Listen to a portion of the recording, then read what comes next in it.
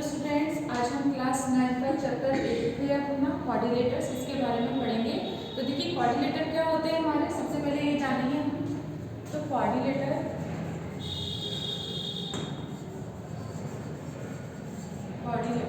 ठीक है, क्या होता है क्वाड्रिलेटर्स? हमारे कोई भी फिगर अगर 4 साइड से क्लोज है तो वो क्या कहलाएगा हमारा क्वाड्रिलेटर। जैसे हमने बोल दिया ए बी सी और डी। तो देखिए ए बी सी डी हमारे 4 साइड से क्लोज है, इसे हम क्या बोलेंगे? क्वाड्रिलेटर बोलेंगे। अब इसमें देखिए अपोजिट साइड की अगर हम बात करें तो अपोजिट साइड क्या होती है कि ए बी साइड के अपोजिट साइड क्या है? डी सी है। तो ए बी साइड के अपोजिट साइड डी सी। इसी तरीके से अगर हम बात करते हैं ए डी की अपोजिट साइड क्या है? तो ए डी की अपोजिट साइड क्या होगी? बी सी होगी। इसी तरीके से एंगल ए, अगर हम एंगल ए की बात करते हैं तो एंगल ए और एंगल बी हमारे क्या कहलाते हैं? एडजेसेंट एंगल कहलाते हैं। तो अगर किसी क्वाड्रिलेटर में आपको पूछे कि एडजेसेंट एंगल क्या है तो आप क्या बोलोगे? एक ही लाइन पर बने हुए एंगल, एक ही लाइन पर बने हुए दो एंगल हमारे क्या कहलाते हैं? Adjacent angle. तो एंगल ए और एंगल बी हमारे क्या होंगे? एडजेसेंट एंगल होंगे। तो हमारे ए और एंगल बी क्या है? एडजेसेंट एंगल है।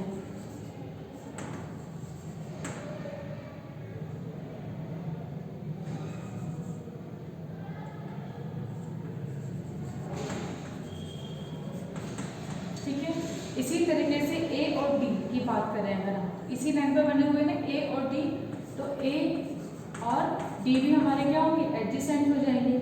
इसी तरीके से डी और सी ये भी एक लाइन पर बने हुए हैं, तो डी और सी ये भी हमारे क्या हो जाएंगे? एडजेसेंट एंगल हो जाएंगे। इसी तरीके से बी और सी की बात करते हैं तो एंगल बी और एंगल सी भी हमारे क्या हो जाएंगे? एडजेसेंट एंगल हो जाएंगे। इसके बाद अगर आपसे बोलते हैं इस क्वाड्रिलेटर पर अपोजिट एंगल बताइए, तो अपोजिट एंगल क्या होता है? एंगल ए एंगल सी के अपोजिट एंगल है। तो अगर आपको अपोजिट एंगल की बात करते हैं, अपोजिट एंगल क्या होंगे हमारे? Angle a angle c. तो एंगल ए के अपोजिट क्या है? एंगल सी है। इसी तरह से एंगल बी के अपोजिट एंगल डी है। एंगल बी के अपोजिट एंगल क्या हो जाएगा? डी हो जाएगा। तो आपको ये याद होना चाहिए कि 4 साइड से क्लोज कोई फिगर हमारा क्वाड्रिलेटर कहलाता है। इसके अंदर वर्टेक्स कितनी होती है? हमारी 4 वर्टेक्स होती है। तो वर्टेक्स क्या है हमारी? A b c d, 4 vertex है। 4 हमारे एंगल है, angle a angle b angle c angle d. उसके बाद अपोजिट साइड मैंने बता दी, ए बी साइड के अपोजिट डी सी है, ए डी के अपोजिट क्या है? बी सी है। इसी तरीके से अपोजिट एंगल क्या हो गया? एंगल ए के opposite angle c, angle b के अपोजिट एंगल डी हो जाएगा। और एडजेसेंट एंगल भी मैंने आपको बता दी है कि एंगल ए एंगल डी ये दोनों एडजेसेंट एंगल हैं। इसी तरह से एंगल बी और एंगल सी भी हमारे एडजेसेंट एंगल हैं। इसी तरह से बी और सी ये भी एडजेसेंट एंगल हैं, ए और बी तो एडजेसेंट एंगल है ही से। ठीक है, तो इस तरीके से अपोजिट साइड और कॉन्सेक्यूटिव एंगल भी बोल सकते हैं हम इसको, ए बी को, ये एडजेसेंट एंगल भी बोल सकते हैं। ठीक है, एक ही बात होती है। इसके बाद अपोजिट एंगल आपको मैंने बता दिया। अब हम बताते हैं angle sum property of a quadrilaterals. ठीक है, तो देखिए अगर आपको कोई क्वाड्रिलेटर दे रखा है और हमें क्या पूछा है? इसके सम ऑफ एंगल कितने होते हैं? तो वो कितने होते हैं हमारे? 360 होते हैं। तो कैसे होते हैं? जैसे हमने क्या करा, ए को सी से ज्वाइन कर दिया। अब आपको पता है एंगल ए डी सी कितना होगा? किसी सम ऑफ ट्रायंगल प्रॉपर्टी क्या थी? Sum of angles of a triangle is 180 degree. तो अगर हम बात करें इस एंगल की, ठीक है ना, तो ये कितना हो जाएगा? यहाँ इसको हमने बोले एंगल 1, एंगल 2, एंगल 3। फिर इससे हमने क्या बोले? एंगल 4, एंगल 5 और एंगल 6। अब देखिए एंगल 1 2 3 कितना हो जाएगा अपना? Angle 1 plus angle 2 plus angle 3 is equal to 180। इसी तरीके से एंगल 4 5 और 6, angle 4 plus angle 5 plus angle 6 is equal to कितना हो जाएगा? 180 डिग्री हो जाएगा। क्योंकि क्या है? ए डी सी, इस ट्रायंगल की क्या है? Triangle a d c. और ये वाला क्या है अपना? Triangle a b c, a b c. अब हमने लिख दिया 1 2 3 180, 4 5 6 180। अब देखो 180 180 RHS क्या है? इक्वल है, तो LHS भी इक्वल हो जाएगा। तो हमारा कितना जगह क्या कर देंगे, ये किसके हो जाएगा 4 + 5 + 6, ठीक है। या फिर इन दोनों को देखो, ये दोनों इक्वल है ना, अब हमें क्या करना है, इस पूरे का बताना है, तो इन सबको टोटल कर लेंगे, तो 1 और इसमें इक्वेशन 2, तो हम क्या करेंगे 1 + 2 कर देंगे, तो देखो 1 2 3, फिर कितना आ जाएगा एंगल 4 + एंगल 5 + एंगल 6। अब इधर से कितना है 180 और यहाँ पर भी कितना है 180, तो हम क्या करेंगे RHS, ये दोनों इक्वल थे ना, तो ये भी हम 180 डिग्री इंक्लूड कर लेंगे। तो ये सारे एंगल हैं हमारे, इन सब एंगल का सम देखो, अब हमारे क्या हो जाएगा एंगल 1 और एंगल 4, इसको एक साथ लिख लो आप, एंगल 1 + एंगल 4 प्लस इसके बाद एंगल 2 + एंगल 5 प्लस एंगल 3 और एंगल 6 को एक साथ लिखोगे आप, इक्वल टू कितना आ जाएगा 360 डिग्री, इन दोनों का ऐड कर दिया। अब देखो एंगल 1 और एंगल 2 ये दोनों मिला के क्या बना रहे हैं अपना एंगल ए बना रहे हैं ना, इसकी जगह अपन क्या लिख सकते हैं एंगल ए प्लस 2 की जगह क्या लिख सकते हैं अपन एंगल बी, इसी तरीके से 5 की जगह एंगल बी, और 3 और 6 इनको मिला के दोनों को मिला के क्या बन रहा है एंगल सी बन रहा है 360 डिग्री। तो इसको अगर अपन सिंपल लिखें तो angle A plus angle b plus angle c plus angle d equal to कितना आ जाएगा 360 डिग्री।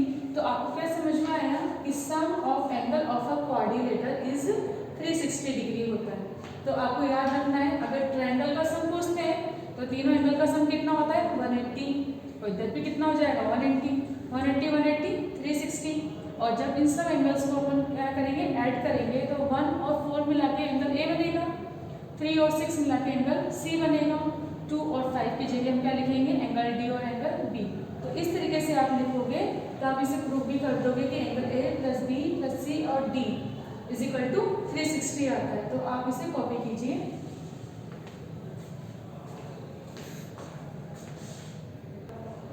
देखिए नेक्स्ट है अपना टाइप ऑफ क्वाड्रिलेटर्स। तो टाइप ऑफ क्वाड्रिलेटर में अपना फर्स्ट और सेकंड क्या है, फर्स्ट है अपना ट्रिपेजियम। ये सब हमारे क्या है क्वाड्रिलेटर के टाइप है। तो ट्रिपेजियम क्या होता है हमारा, देखिए एक क्वाड्रिलेटर ऐसा बनाएंगे जिसमें हमारे क्या होंगी अपोजिट साइड पैरेलल होनी चाहिए, ठीक है। देखिए अगर हमने जैसे बोला ए बी सी और डी, अब हम बोलते हैं ए बी लाइन के पैरेलल क्या है डी सी लाइन। तो ट्रिपेजियम में हमेशा अपोजिट साइड क्या होती है पैरेलल होती है, तो d c a B is parallel to d c बोलो। इसके बाद ए डी और बी सी हमारी क्या होती है नॉन पैरेलल लाइन होती है, यानी कि ये दोनों पैरेलल नहीं होनी चाहिए। तो किसी क्वाड्रिलेटर में अगर अपोजिट साइड पैरेलल हो और दो साइड नॉन पैरेलल हो तो उसे हम क्या बोलेंगे ट्रिपेजियम बोलेंगे, ठीक है। ये हमारी होगी प्रॉपर्टी।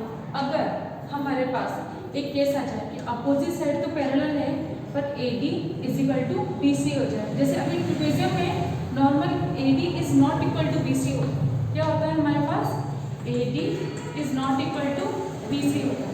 लेकिन इन द केस अगर आपके पास ऐसा आ जाए केस, ठीक है ना, कि हम क्या बोल दें a D is equal to B c, कि हमारे पास ये लाइन इस लाइन के इक्वल हो जाए और ये क्या हो जाए a B is parallel to d c तो है और ए डी बी सी के अगर इक्वल हो जाता है तो फिर इस क्वाड्रिलेटर को क्या बोलेंगे, इसको बोलेंगे हम आइसोसेलेस ट्रिपेजियम, आइसोसेलेस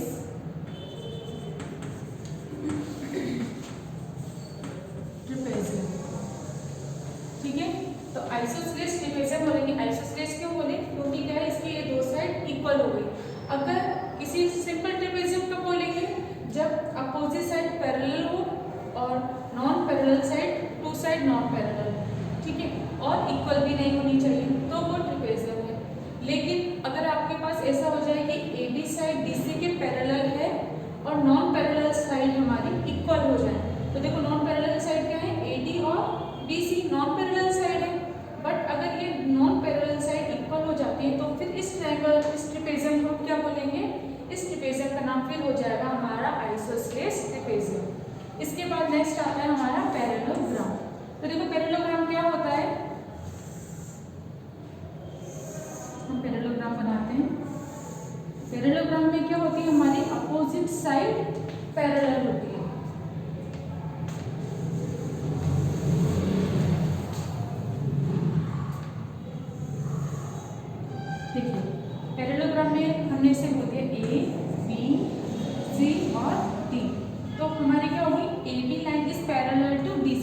यानी अपोजिट साइड पैरेलल होनी चाहिए। इसी तरीके से AD is parallel to BC हो जाएगा। AD is parallel to BC and AD is parallel to DC हो जाता है। तो इसको हम क्या बोलेंगे? पैरेललोग्राम बोलेंगे। इसमें हमारे अपोजिट एंगल ऑलवेज इक्वल होते हैं। जैसे angle A is equal to angle C, इसी तरीके से angle D is equal to angle B। तो इसे हम क्या बोलेंगे? पैरेललोग्राम। तो आप लिख देना AB is parallel to BC and AD is parallel to BC, then angle A is equal to angle C and angle B is equal to angle D। तो ये हमारा क्या होगा? पैरेललोग्राम होगा। तो आप उसे कॉपी कर लीजिए।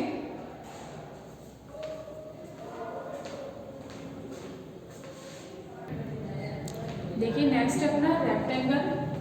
तो रेक्टेंगल क्या होता है हमारा? रेक्टेंगल में हमारे अपोजिट साइड इक्वल होनी चाहिए।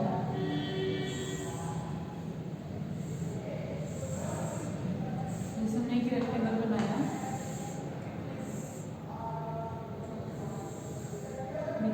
A, B, C और D। तो ABCD आपको एक क्वाड्रिलेटर मिला, लेकिन ये क्वाड्रिलेटर रेक्टेंगल कब कहलाएगा? जब हमारी अपोजिट साइड इक्वल होंगी। जैसे AB is equal to DC and AD is equal to BC और each angle is 90 degree. That means angle D, angle C, angle B and angle A all are 90 degree. Rectangle में अपन क्या बोलेंगे? Angle AB is equal to BC and AD is equal to BC and each angle is 90 degree. तो angle A, angle B, C और D सब क्या हो जाएंगे? हमारे 90 डिग्री होने चाहिए। तो आपको हमेशा याद रखना है कि देखिए रेक्टेंगल है ना, ये पैरेललोग्राम भी कहलाता है। क्यों? क्योंकि इसमें क्या अपोजिट साइड इक्वल है, प्लस अगर ये साइड इसकी इक्वल है, ये साइड इसकी इक्वल है, दैट मीन्स क्या है? AB is parallel to DC। इसी तरीके से AD is parallel to BC। ये पैरेलल भी होंगे। रेक्टेंगल में अपोजिट साइड इक्वल भी होती है और पैरेलल भी होती है, ठीक है। और बट इसमें क्या होता है कि इसमें एंगल 90 डिग्री होता है, जबकि पैरेललोग्राम का एक टाइप बोल सकते हैं। पैरेललोग्राम रेक्टेंगल को पैरेललोग्राम नहीं बोल सकते। क्यों? सॉरी, पैरेललोग्राम को रेक्टेंगल नहीं बोल सकते। क्यों नहीं बोल सकते? क्योंकि पैरेललोग्राम में एंगल 90 डिग्री के नहीं होते, लेकिन रेक्टेंगल को पैरेललोग्राम बोल सकते हैं क्योंकि इसमें क्या है? एंगल 90 डिग्री का है। तो ये उसका टाइप हो सकता है, लेकिन पैरेललोग्राम को कभी रेक्टेंगल नहीं बोलेंगे। तो ये रेक्टेंगल समझ में आया। अपोजिट साइड हमारे क्या होगी? Equal, each angle is 90 degree. Then next है हमारा स्क्वायर। तो स्क्वायर क्या होता है? स्क्वायर में आपके पास फोर साइड का क्वाड्रिलेटर होता है। तो अब हम क्या बोलेंगे? Square is a which are four side are equal, ठीक है। तो हमारे AB, BC, CD और AD ये सब हमारे क्या होंगे? Equal. AB equal, BC equal, DC equal, AD। All side are equal and each angle is 90 degree. तो ये भी 90 है, ये 90 और ये भी 90। इसके साथ ही आप ये भी याद रखना कि हमारे जो डायगोनल्स होते हैं वो भी क्या होते हैं? इक्वल होते हैं और ये 90 डिग्री पर बाइसेक्ट करते हैं। तो हम लिख दें AB बराबर BC बराबर CD बराबर AD, ठीक है। और फिर इसके बाद हमारे डायगोनल क्या आ जाएंगे? AC is equal to BD और ये भी हमारे इक्वल हो गए। और ये कहाँ पर कट करेंगे? 90 डिग्री के एंगल पर बाइसेक्ट करेंगे। सो हम लिख सकते हैं AC इज बाइसेक्ट या परपेंडिकुलर टू BD, ठीक है ना। AC is perpendicular to BD, that means यहाँ पे क्या बनाएगा? 90 डिग्री का एंगल बनाएगा। तो ये अपना स्क्वायर हुआ। तो आपको हमेशा याद रखना है। और यहाँ पर एक चीज और कि ईच एंगल इज 90 डिग्री, ठीक। आपके पास ऑल एंगल 90 डिग्री होनी चाहिए। अगर ये 90 डिग्री नहीं है ना तो ये फिर स्क्वायर नहीं कहलाएगा। तो सबसे जरूरी बात है, एक तो फोर साइड इक्वल होनी चाहिए और ईच एंगल इज 90 डिग्री होना चाहिए, ठीक है। फिर डायगोनल इक्वल भी होंगे और एक दूसरे को बाइसेक्ट भी करेंगे 90 डिग्री के एंगल को। इसी तरह से रेक्टेंगल था, उसमें भी अपोजिट साइड इक्वल थी। अगर हम डायगोनल की बात करें इसके अंदर, तो डायगोनल हमारे इसमें क्या होते हैं? इक्वल होते हैं। तो इसमें हमारे डायगोनल इक्वल होते हैं। तो हमारे हम क्या बोल सकते हैं? AC is equal equal to B D. आप इसे भी बोल सकते हैं A C is equal to B D. तो ये हमारे रेक्टेंगल और स्क्वायर हुए, इनकी प्रॉपर्टी आपको याद रखनी है। इसके बाद अपन नेक्स्ट पढ़ते हैं रोम्बस।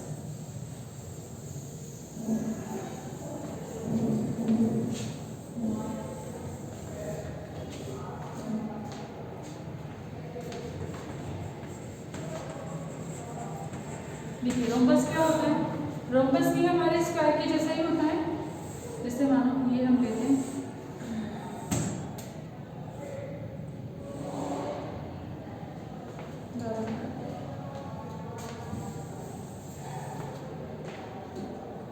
इसी तरीके से बना लेते हैं, स्क्वायर के जैसे बना लेते हैं, सिंपल समझ में आएगा हर चीज़ें।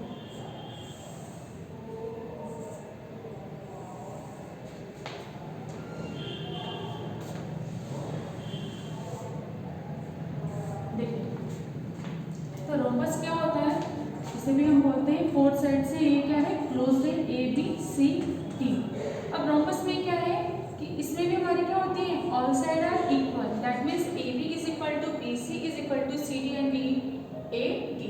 ठीक है, तो हम क्या कर देंगे, ये चारों साइड हमारी इक्वल होनी चाहिए, जो कि स्क्वायर में भी थी, बट यहाँ पर एंगल हमारे 90 डिग्री का नहीं होता है। तो आपको ये याद रखना है कि इसके अंदर एंगल आपके 90 डिग्री का नहीं होगा। तो A B is equal to B C is equal to C D and is equal to A D. तो ऑल साइड आर इक्वल। इसके साथ ही आपके पास क्या होगा कि डायगोनल होंगे, वो एक दूसरे को क्या करेंगे, बाइसेक्ट करेंगे 90 डिग्री के एंगल पर। तो आपको ये याद रखना है कि डायगोनल इक्वल होना जरूरी नहीं है इसमें, लेकिन डायगोनल एक दूसरे को बाइसेक्ट करते हैं और एंगल क्या बनाते हैं 90 डिग्री का। तो हम ये भी बोल सकते हैं कि A C is perpendicular to B D.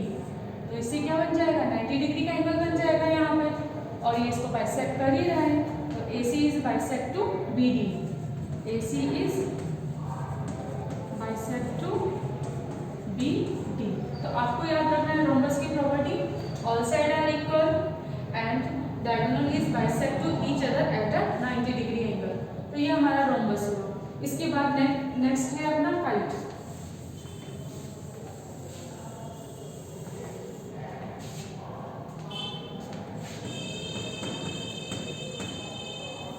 Kite क्या होती है हमारे, काइट में भी ये भी हमारी क्या होगी, फोर साइड से क्लोज्ड।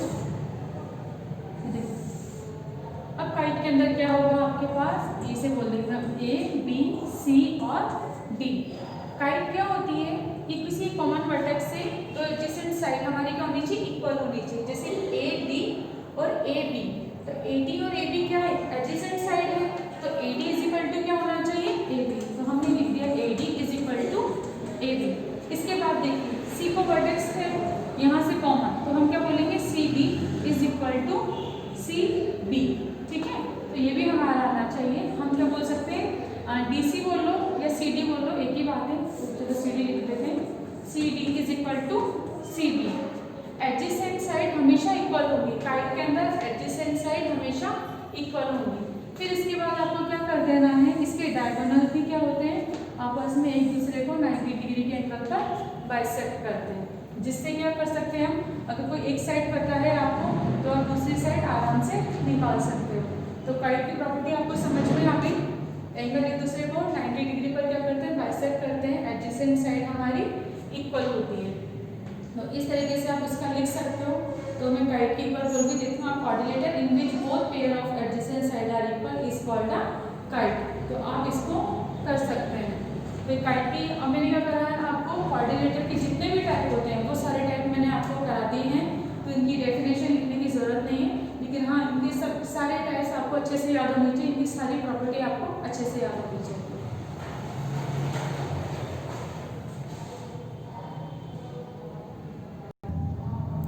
तो देखिए इस तरीके से कोऑर्डिनेटर के सारे टाइप हमने पढ़ लिए हैं। नेक्स्ट वीडियो के अंदर हम थ्योरम्स करेंगे पैरेललोग्राम की। तो नेक्स्ट वीडियो में अपन थ्योरम्स करेंगे। आज का वीडियो को यहीं पे कंप्लीट करते हैं। आप इसके टाइप्स और थ्योरम्स को घर पे बैठ के भी पढ़ो, और कल हम नेक्स्ट वीडियो के अंदर थ्योरम्स करते हैं।